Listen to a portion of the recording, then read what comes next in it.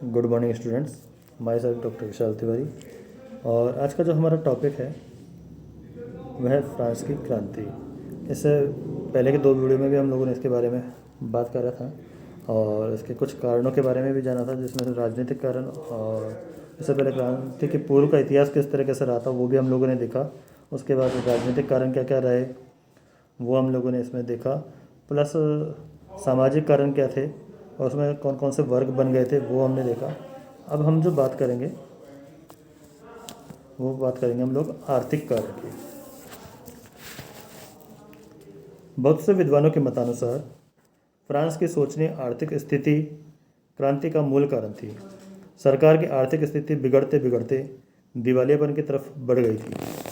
14वें Louis के युद्धों तथा वर्साय के राजमहल के निर्माण ने सरकारी कोष को खाली ही नहीं कर दिया था, अपितु तो कर्ज का भार भी लाद दिया। 15वें लुई की अयोग्यता से कर्ज और भी अधिक बढ़ गया। 16वें लुई की शान शौकत और आमोद प्रमोद से सरकार दिवालिया हो गई। जब कर्ज मिलना बंद हो गया तो स्थिति को सुधारने की चिंता हुई, परंतु कुलीन वर्ग के षड्यंत्र के कारण कोई भी मंत्री कामयाब नहीं हो सका। अंत में नए कर लगाने का निश्चय किया गया। पेरिस की पार्लियामा और जनता ने नए करों का जोरदार विरोध किया। उन्होंने मांग की कि पहले इन करों को ई स्टेटस जर्नल से स्वीकृत कराया जाए। अतः ई स्टेटस जर्नल का अधिवेशन बुलाना आवश्यक हो गया और वहीं से क्रांति का विस्फोट हुआ। इस दृष्टि से फ्रांस की तत्कालीन आर्थिक स्थिति क्रांति का एक प्रमुख कारण बन गई।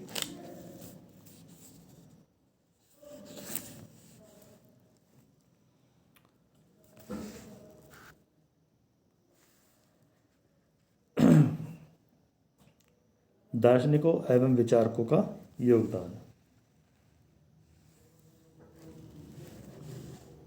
आर्थिक कारण हम लोगों ने देख ही लिया।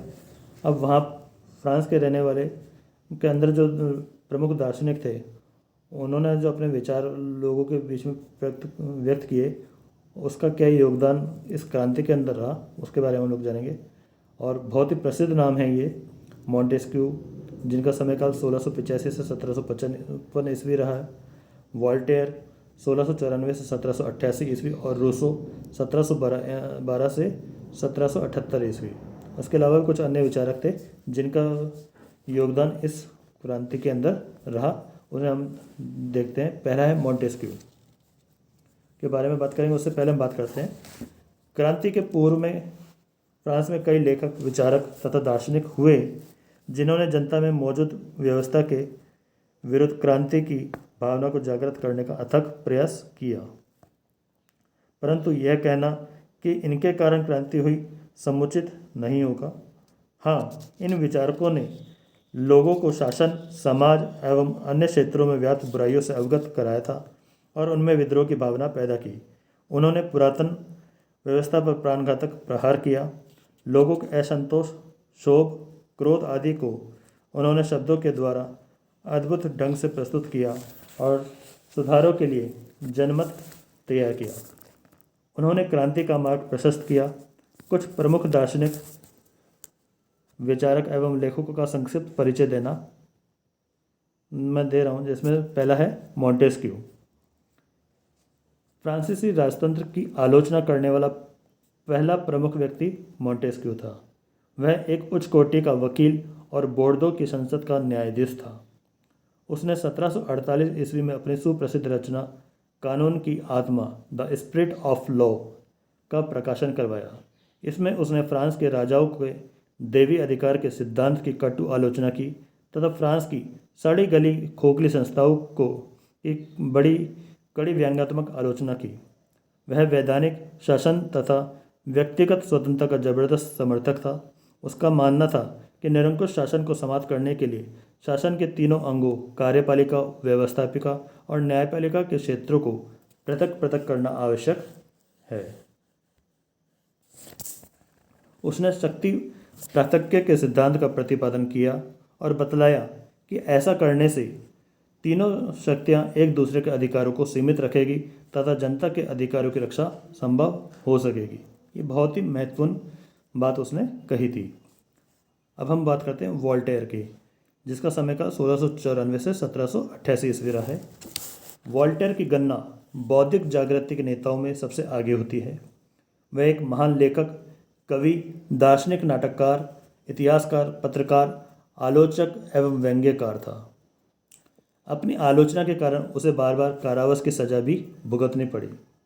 वोल्टेयर को हर प्रकार की के अत्याचार से घृणा थी। वह मानव स्वतंत्रता का प्रमुख समर्थक था। उसकी लेखनी तलवार से भी अधिक सशक्त थी। उसकी शैली जितनी स्पष्ट थी उतनी ही नुकीली और तीखी भी थी।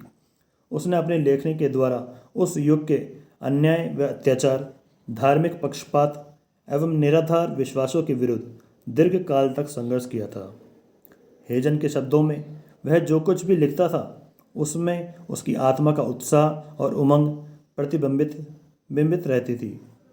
कटु व्यंग्य के तीर छोड़ने में और धूल में मिला देने वाले वाक प्रहार करने में वह दक्ष था। वोल्टेयर ने सबसे अधिक प्रहार चर्च पर किया।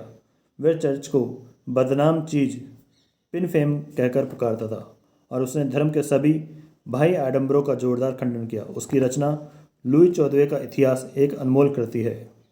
लुई 14वें का इतिहास किसने लिखा है? वोल्टेयर ने। अब हम बात करते हैं रूसो की, जिसका समय काल 1712 से 1778 ईस्वी रहा है। इस युग के विचारकों में जीन जैकस रूसो का स्थान सर्वोपरि था।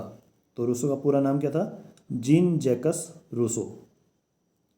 अपने प्रारंभिक रचनाओं में रूसो ने यह विचार प्रस्तुत किया कि आदि मानव एक भला, न्यायशील तथा सुखी प्राणी था, किंतु सभ्यता ने उसे भ्रष्ट और पतित कर दिया है।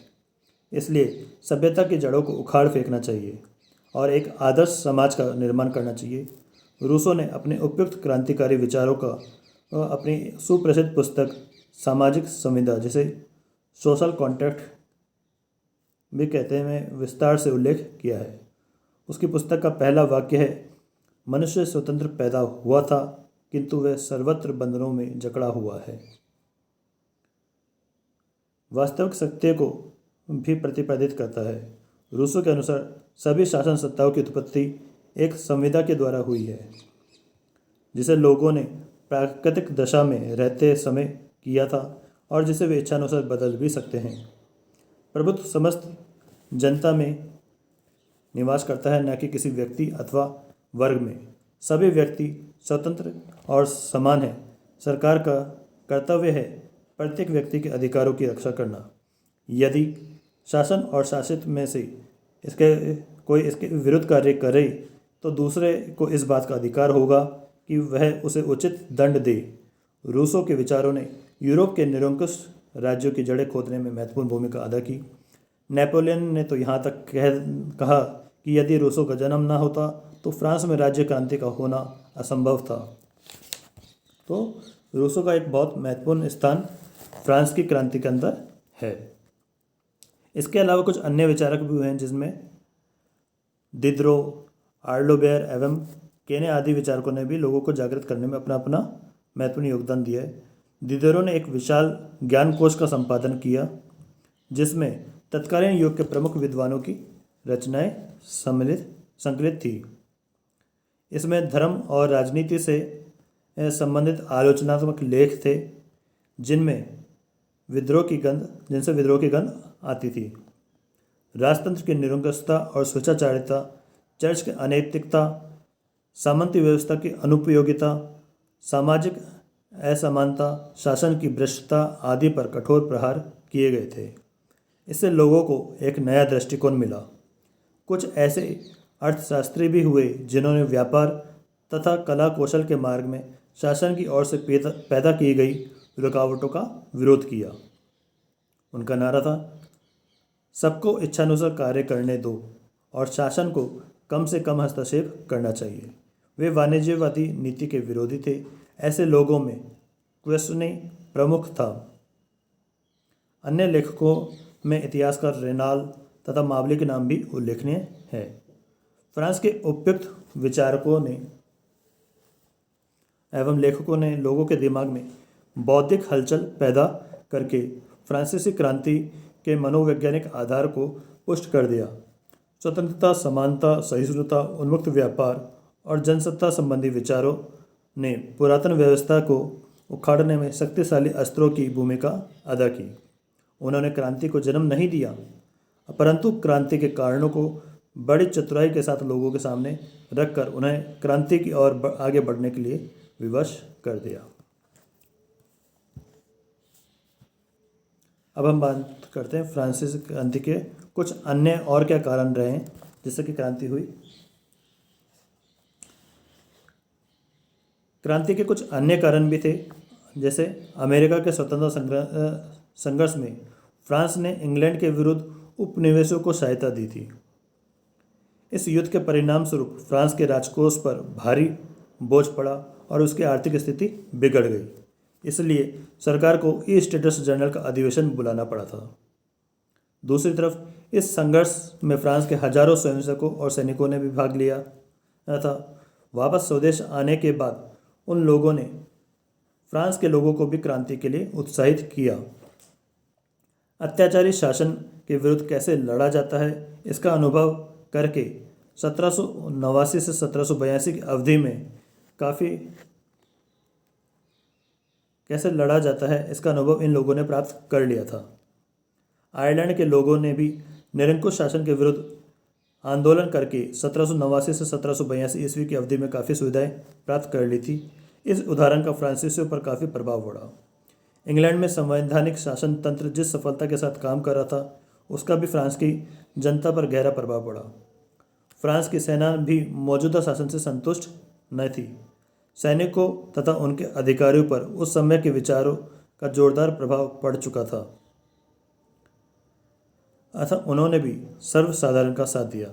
इससे स्पष्ट है कि फ्रांस की राज्य क्रांति किसी एक कारण का परिणाम न थी। इसके पीछे सामाजिक, आर्थिक, प्रशासनिक, बौद्धिक आदि अनेक कारण थे।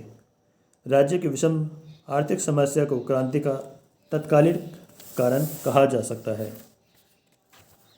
ठीक है, नेक्स्ट वीडियो के अंदर हम लोग अब